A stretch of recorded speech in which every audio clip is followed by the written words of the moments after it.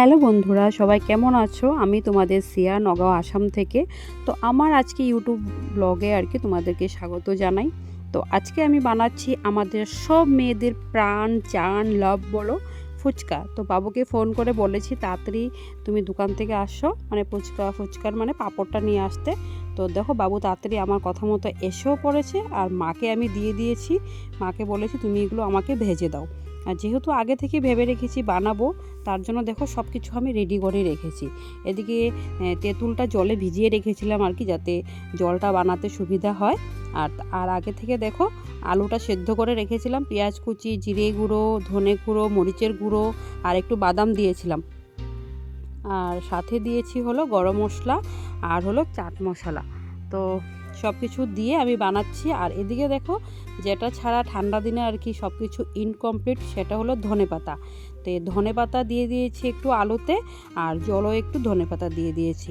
আর জলে না চাট মশলাটা দিতে ভুলে গিয়েছিলাম, তার জন্য একটু পরে ওটাও দিয়ে দিলাম আর কি। তারপর আর কি এটা ছাড়া ইনকমপ্লিট লবণ, এটা দিয়ে আমার আজকের কাজ পরিপূর্ণ করলাম। তারপরে আর মার বাবু ঝাল খায় না, যেহেতু আমরা ঝাল খাই ভাই বোনেরা, তো আমি মরিচটা কুচি করে নিয়েছি আর জন্য মরিচটা। তারপর আর কি দেখো সুন্দর করে সাজুগাজু করে রেডি করে নিয়েছি। খাওয়ার পালা, তারপরে এখন হলো খাওয়ার পালা। তারপরে এদিকে দেখো আমার মা হলো ফুচকা খেতে একদম ভালোবাসে না। তারপর আর কি ডাকছি আসছে না, কিন্তু দেখো আমি ফার্স্ট ট্রাই করে নিচ্ছিলাম আর কি।